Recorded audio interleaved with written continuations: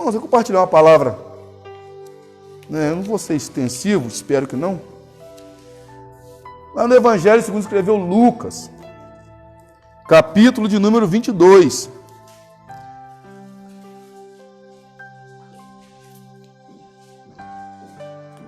Evangelho de Lucas, capítulo de número 22, a partir do versículo de número 47.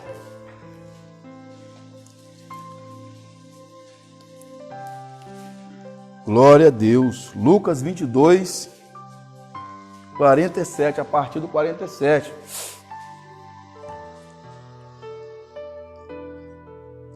Amém, amados? Diz assim a palavra do Senhor. Estando ele ainda a falar, surgiu uma multidão e um dos 12, que se chamava Judas, ia diante dela e chegou-se a Jesus para o beijar. E Jesus lhe disse: Judas, com um beijo traz o Filho do Homem? E vendo que estava com ele, o que ia suceder, disseram-lhe: Senhor, feriremos a espada? E um deles feriu o servo do sumo sacerdote e cortou-lhe a orelha direita. E, respondendo Jesus, disse: Deixai-os, basta. E tocando-lhe a orelha, o curou. Aleluia. Queridos, o texto que nós lemos aqui é um texto conhecido de todos. É um texto que vai nos falar sobre o momento de agonia de Jesus, né, no Getsêmani, quando ele estava prestes a ser preso. A Bíblia diz que ele, com 3 dos seus discípulos, ele sobe, né, a esse jardim, né, a esse horto, vamos assim dizer, chamado Getsêmani, e ali ele vai orar. Ele deixa os discípulos à parte, os 3, e vai orar. E o texto nos fala que quando ele volta, ele encontra-os dormindo. E aí, uma segunda vez, ele volta a orar, deixa eles ali, acorda eles, e quando ele volta novamente, ele encontra os 3 dormindo. E aí Jesus vai falar com eles assim: olha, vigiai, para que não caiais em tentação. Jesus está dizendo, irmãos, que sem vigilância, a queda ela é iminente. Vigie para que não caiam. E às vezes, o que menos nós fazemos é vigiar. Ele não falou orai para que não... Não, ele diz vigiai. Às vezes nós só oramos, né, pastora? Mas esquecemos de vigiar. E como Jesus disse, se vocês não vigiar, é natural que vocês vão cair. A Bíblia vai dizer que, enquanto Jesus está ali, uma multidão, soldados, se aproximam para poder prendê-lo. E no meio desses soldados estava um homem chamado Judas. Quem era Judas? Discípulo. Andava com Jesus, comia no prato com Jesus. Certa feita, Jesus, na última ceia, vai colocar um bocado na boca de Judas. Era uma pessoa que estava a todo momento ao lado de Jesus, andava com Jesus, vivia a mesma vida quase que Jesus vivia, viu milagres feitos pelo Mestre, mas quando surgiu uma oportunidade de ele ganhar algo, de ele se dar bem, vamos assim dizer, ele não pensou 2 vezes e traiu Jesus. E o mais interessante, irmãos, que não foi uma traição, vamos dizer assim, com uma facada. Foi um beijo. Beijo é sinal de intimidade. Só se beijavam, né, beijo no rosto, quem tinha intimidade. Jesus foi traído por alguém que era íntimo dele. E sabe qual é o mais engraçado, irmãos? Que mesmo sendo traído por uma pessoa escolhida por ele, por uma pessoa íntima dele, ele vai dizer: é com um beijo que você me trai, meu amigo.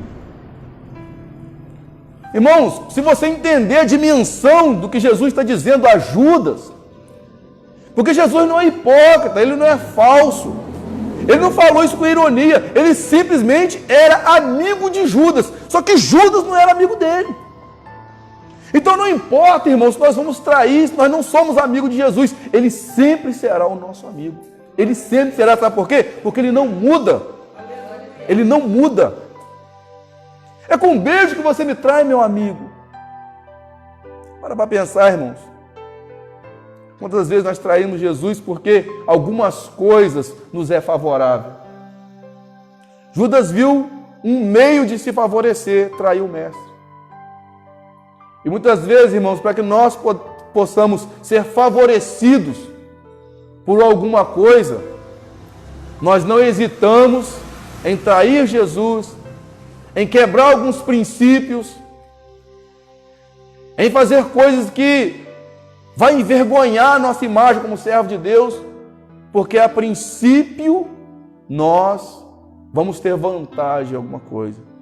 Foi isso que Judas achou naquele momento. Foi isso que Judas quis. Naquela hora ali, ele quis se beneficiar. Mas por que Judas foi mostrar quem era Jesus? Por que Judas estava ali? Amados, porque o horto do Getsêmani é um lugar escuro.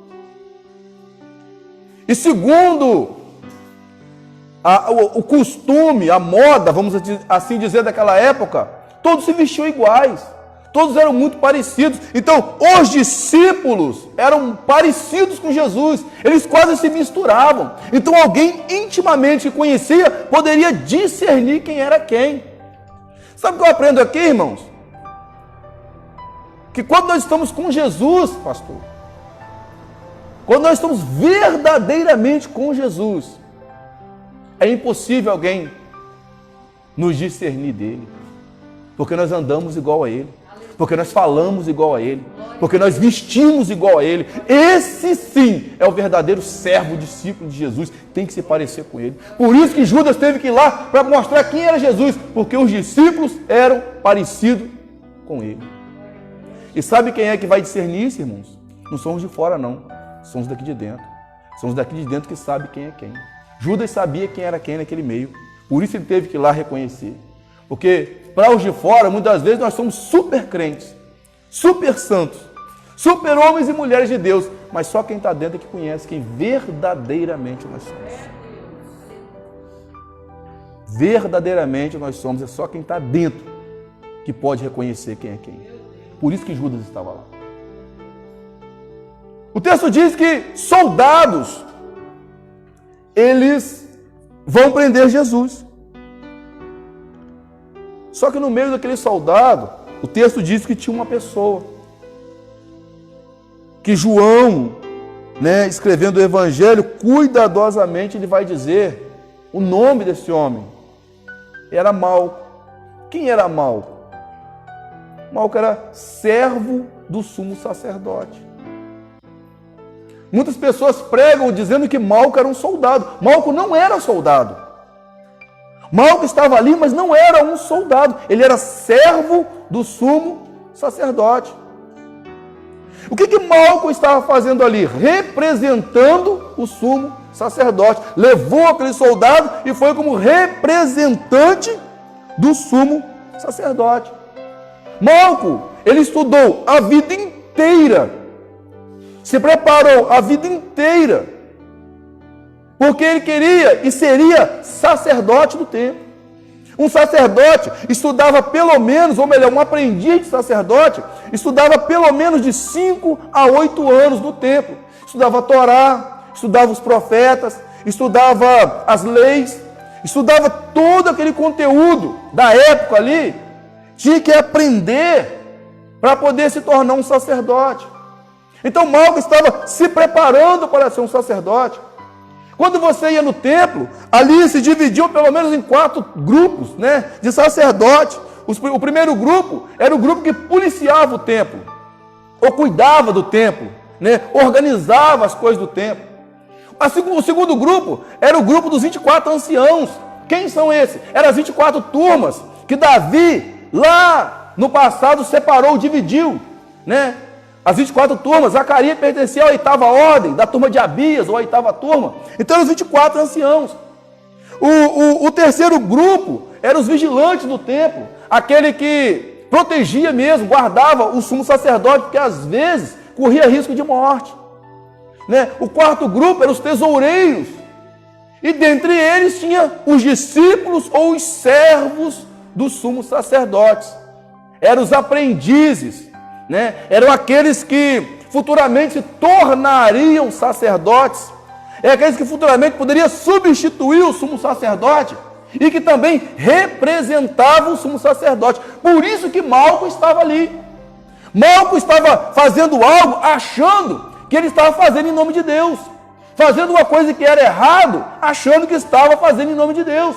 E quantas vezes, irmãos, nós fazemos coisas erradas, achamos que estamos fazendo em nome de Deus?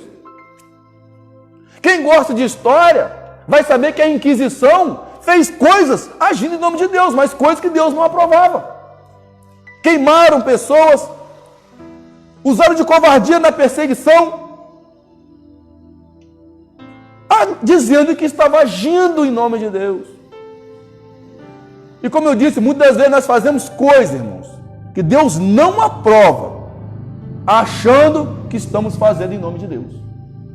Eu poderia citar muitas, não vem o caso, mas muitas vezes fazemos coisas, irmãos, dizendo que estamos agindo em nome de Deus. Infelizmente, Malco aprendeu errado. Malco, verdadeiramente, o coração de Malco não era mau. Ele estava ali porque ele aprendeu errado. E muitas das vezes, irmãos, perdoe, mas nós aprendemos errado. Sabe por quê? Não é porque falta quem ensine, é porque nós não queremos aprender. Nós não queremos aprender. Porque na maioria das vezes nós queremos um culto do fogo, queremos um culto da revelação, um culto que vai falar aquilo que a gente quer, mas quando nós somos exortados, nós não voltamos na igreja. A palavra não foi para mim. O pastor hoje não foi usado, o pregador não é de Deus. Nós não queremos aprender. Por isso nós aprendemos errado. Procuramos locais onde nos faz bem. Irmãos, perdoe-me, evangelho não é para nos fazer bem. Evangelho é para nos confrontar, é para enfiar o dedo na ferida. Evangelho é para jogar o nosso pecado na nossa cara. Esse é o verdadeiro evangelho do confronto. Irmão, se eu não sair da igreja com a cara feia, eu não fui abençoado, porque o evangelho tem que fazer eu ficar de cara feia mesmo. É olhar para mim e olhar para esse monte de pecado aqui e torcer o nariz mesmo. Essa é a função do evangelho. Fazer com que eu saia daqui confrontado e olhar para dentro de mim e me ver naquilo que a palavra está falando, irmão. E às vezes nós não queremos isso. O culto foi uma bênção. O que o pregador pregou? Eu não sei, mas foi bom. Nem sabe.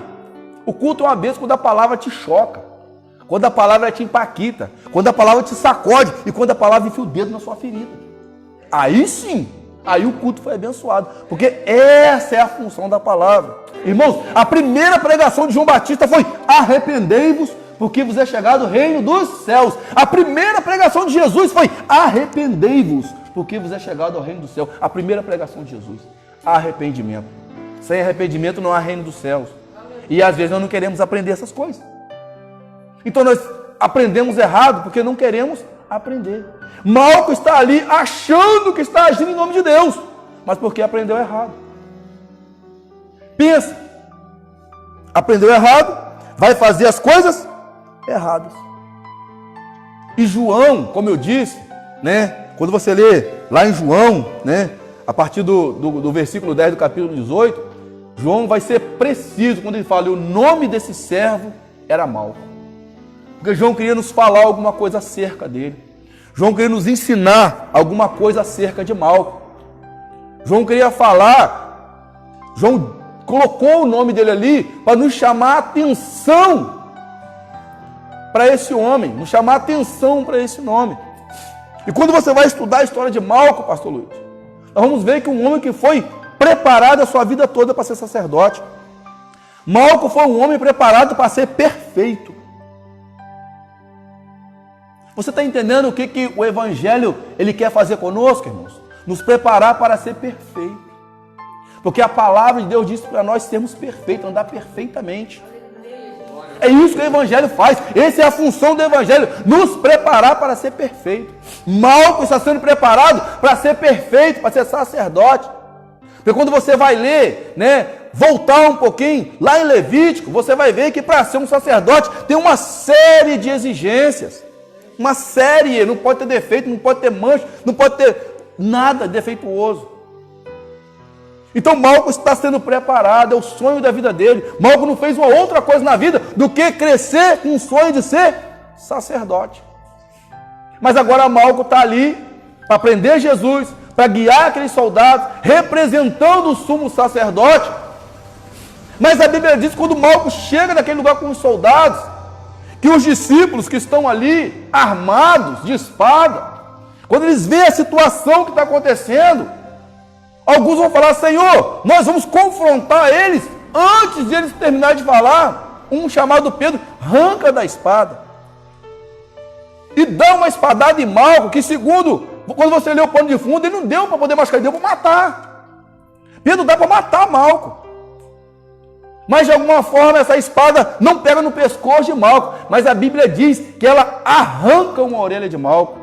E João, ainda no versículo 10 do capítulo 18, também vai dizer para nós que é a orelha direita de Malco. Irmãos, quando você vai ler na Bíblia, quem é leitor da Bíblia, vai ler em Efésios 6,17, que a espada, para nós hoje, o que é a espada do Espírito? É a palavra de Deus. Deixa eu falar algo para você. A espada, sabe por que ela tem? Sabe para que ela existe? Para nos reconciliar. Mas Pedro está usando a espada, pastor, para ferir. Pedro está usando a espada para matar. Você está entendendo, irmãos? Muitas vezes nós usamos a espada, não é para reconciliar, é para matar, é para acusar, é para afrontar, é para ferir. Pedro tinha um instrumento, mas não soube usar. Você entende por que muitas vezes pessoas estão tristes e magoadas dentro da casa de Deus? Você entende por que pessoas não querem seguir mais o Evangelho? Por que pessoas não querem pisar na igreja? Por que pessoas não gostam mais de crentes? Porque ao invés de usar essa espada para reconciliar, para levar a pessoa a Cristo, está usando ela para ferir. Com seus achismos, com seus costumes, com as suas crenças, com o seu pseudo-evangelho, ao invés de reconciliar, de trazer para a presença de Deus, que é para isso que serve a espada do Espírito, é nos levar à presença de Deus, é nos levar a ser perfeitos diante de Deus. Mas não, Pedro vai usar justamente para matar e para ferir. E quando Pedro corta a orelha direita de Malco, Pedro não está só ferindo Malco, Pedro não quis só matar Malco, Pedro acabou com o sonho de um homem. Porque Malco está se preparando a vida inteira para ser perfeito, mas agora não pode mais ser aquilo para o qual ele foi preparado. Porque para ser um sacerdote não podia ter corte nenhum no corpo, não podia ter defeito nenhum no corpo, principalmente nas coisas que se diziam do lado direito. Nem do ritual da consagração ele podia participar, porque no ritual da consagração fazia o sacrifício, passava sangue no polegar direito. Passava-se sangue no polegar direito do pé, no polegar direito da mão e também na orelha direita. Eram as 3 partes que se passava sangue, pastor, para purificação: polegar da mão direito, polegar do pé direito e polegar e a orelha direita. Porque o polegar direito da mão significa o quê? Positividade. O polegar direito dos pés significa equilíbrio no caminho, porque o que nos equilibra no andar é o polegar, sabia? Sem o polegar do pé a gente cai, é o que dá o equilíbrio ao corpo. Isso tem uma simbologia, está dizendo positividade na obra de Deus, caminhar perfeitamente, retamente com Deus. E também na orelha. Orelha, naquele contexto, significa que a partir daquele momento a pessoa só ia ouvir a voz de Deus. Tinha todo um ritual. E justamente a orelha direita de Malco é cortada por Pedro. A espada frustrou o sonho daquele homem. A espada acabou, pastor, com o sonho daquele homem. A espada fez com que o homem que se preparou a vida inteira para ser perfeito, agora fosse imperfeito. Agora ele olhava para ele e via que não prestava mais para nada. Malco talvez sentiu um ninguém naquele momento, porque ele olhava para si mesmo. Um homem que foi preparado para ser perfeito, agora é defeituoso. Um homem que tinha um sonho e viu alguém. Irmãos, me chama muita atenção que foi usado a espada, irmãos. Alguém usando a espada. Acabar com o sonho daquele homem. Você está entendendo, irmãos? Que essa mesma palavra que eu estou dando para vocês aqui, ela pode reconciliar ou te matar. Depende da forma que eu prego ela, depende da forma que eu ministro ela, depende da forma que eu aplico ela. O que Pedro está fazendo é usando para poder matar, ferir, e acabou com o sonho de alguém. Acabou. E quantas pessoas tiveram sonhos frustrados, ou até acabados, irmãos, por causa de palavras que alguém proferiu contra nós. Às vezes, irmãos, nós olhamos até para nós mesmos, porque eu sei que pessoas já falaram isso comigo. Olha para si próprio, pastor, e acha que é um ninguém, porque alguém falou que ele não é ninguém, porque alguém falou que ele não ia chegar em lugar nenhum, porque alguém falou que ele não ia dar em nada, e a pessoa entra num complexo de inferioridade e se sente um ninguém mesmo. E aí esfria na obra de Deus. Pessoas que outrora eram cantores, pessoas que outrora eram ministros de louvor, tocavam instrumento, grandes pregadores, nós vamos fora da presença de Deus. Não foi porque ele foi tentado a pecar, não, é porque alguém usou a espada e matou. É porque alguém usou a espada e feriu. É porque alguém usou a espada e acabou com o sonho da pessoa. Irmão, eu já tive palavra negativa na minha vida. Palavras negativas de pessoas, irmãos, que andavam comigo. Se eu deixasse essas palavras entrar no meu coração, pastor Luiz, talvez hoje estaria por aí frustrado. Como tem colegas que estão frustrados. Colegas que nem na igreja vão mais. Mas aprove ao Senhor, irmão, não deixar essas palavras entrar no meu coração. Malco agora é um ninguém. Malco agora se sente como um nada. Um nada. Só que uma coisa que era benéfico a Malco é que naquele momento, independente que Malco estava ali para fazer algo que ainda que não fosse aprovado por Deus, não que ele queria fazer, mas que foi instruído errado em fazer. Porque eu não estou dizendo para você que você pode fazer as coisas erradas e que Deus vai aprovar, não é isso, não entendo dessa forma. Estou dizendo que Malco está ali na ignorância. Só que ali, junto de Malco, existia alguém que era misericordioso, pastor. Tinha alguém ali que não ia usar a espada para ferir. Tinha alguém ali que não ia usar a espada para matar. Muito pelo contrário. Tinha alguém ali que queria trazer Malco para junto dele.